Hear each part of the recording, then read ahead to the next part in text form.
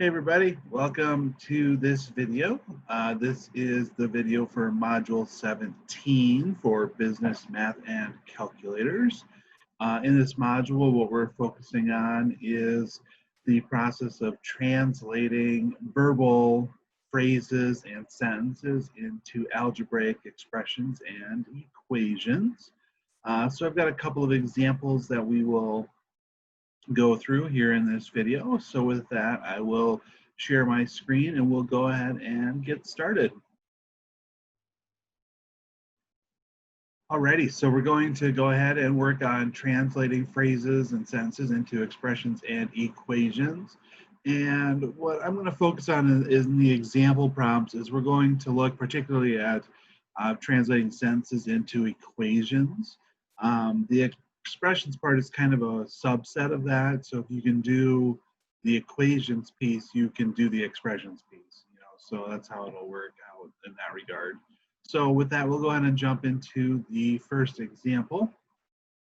And so what we've got is a sentence here that we need to basically turn into an equation. And then we're going to solve the equation when all said and done. So the sentence is the product of 3 and a number is increased by 8. The result is 29. First thing you always want to look for when you're doing the translating process is you want to find the word or phrase that indicates the equal sign for the equation. And typically either it is the word is if it's used by itself, or something like the answer is, or the result is, or something along those lines. So in this case, the sentence has the result is 29. So what we're going to do is we're going to kind of use that portion of the sentence to kind of split this up into the two parts of the equation.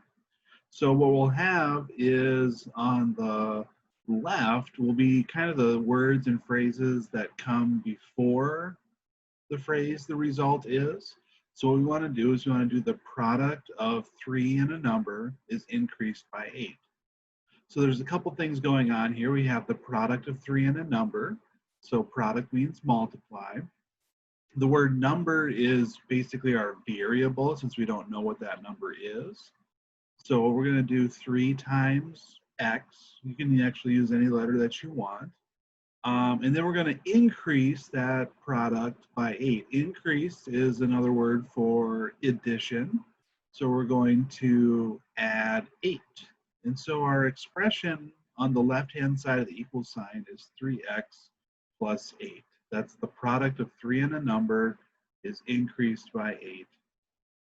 Okay, the result is, that's our equal sign. And so then on the right, we're going to fill in the expression for that side. In this case, it's just a number. The result is 29. So we're going to write 29 on the right, and we are set. Now that we've got our equation set up, now we're just going to go ahead and solve it. So just to refresh your memory, here are the steps for solving an equation, the process that we go through to get the variable by itself. I'm going to rewrite the equation here, and we'll start working through our list. So there's really nothing to simplify. We've already got like terms combined on the left. The terms that are there are unlike, so we can't put them together. There's no parentheses or anything like that. So we can skip over step number 1. Step number 2, getting the variables on one side, that's already done. There's just the one term that's got the variable in it, so we're good to go there. So now we work on adding and subtracting. Again, we always do the opposite operation as what appears in the equation. So we're going to get rid of plus 8 by subtracting 8. And again, we do that to both sides to keep the equation balanced. On the left, we're left with just the 3x. On the right, 29 minus 8 is 21. Continuing down our list, now we take care of multiplication and division. So we got to get rid of timesing by 3 on the left to get the x by itself. So we do division by 3. And again, we do that on both sides of the equation to keep it balanced. On the left, 3 divided by 3 is just 1. So we have 1x, or just x. On the right, we end up with 7. And there we go. There should be our final answer. There's no powers or roots or other grouping symbols. So again, we can skip the rest of those steps. So I think we've made it to our final solution. And if we want to go back and check our answer, we can go back to the equation that we wrote, or we can actually go back to the original problem and see if it works. So if we do the product of 3 and 7, that is 21. We increase that by 8. 21 plus 8 is 29, which is what we need to get. So it looks like we are good to go. All right, let's do one more sample problem just to kind of illustrate the translating process again and practice solving the equation. So this time our equation is 9 times the quantity of a number minus 7 is 27. Okay. So we want to translate this. So again, the first thing we look for is wherever our equal sign is. And in this case, we have the word is being used all by itself. So that's our equation. So we're going to go ahead and fill that in.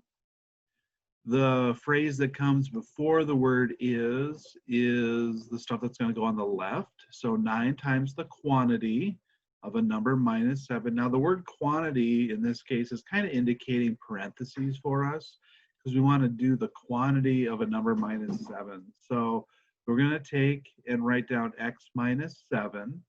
We're going to put that in parentheses, and then we want to take 9 times that quantity. So this is what the left-hand side should end up looking like when all said and done. So again, we're taking 9 times, and again, the parentheses gives us that quantity, that grouping of variable and a number and an operation, and then the number minus 7, x minus 7.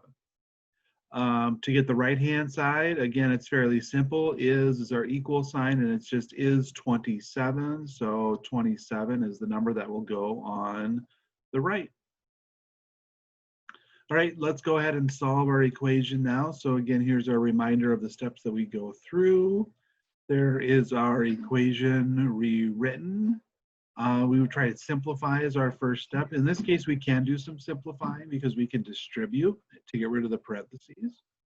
So when I distribute on the left, I end up with 9x minus 63 is equal to 27. There's just the one variable showing up in the problem, so we don't have to worry about getting them on one side. So now we can get rid of addition and subtraction. We're going to add 63 to both sides in this case. We're left with 9x on the left and 90 on the right. We want to get rid of multiplication and division next. So to get rid of timesing by 9, we need to divide by 9. And so that leaves us with the result of x equals 10. Again, if I go back and double check my work, I plug 10 into the equation. If I do 10 minus 7, that gets me 3. 9 times 3 is the 27. So looks like we're good to go once again. So there we go. Those are our examples of translating and solving equations. Alrighty, hopefully those examples were helpful in illustrating kind of the process that you go through to go from basically verbal sentences, verbal phrases into expressions and equations. And then basically once you've got it translated into symbols, into an equation, then it's just a matter of following the steps we've talked about in the past for simplifying or solving, I guess, the equation to figure out what the missing number is. If you have any questions along the way, again, don't hesitate to ask. Sometimes I know with algebra skills, it takes a little bit of brushing up. And like I said, if you need help with any of those things, please let me know and I'm happy to help out. Otherwise, thank you for watching the video and we will catch you in the next video.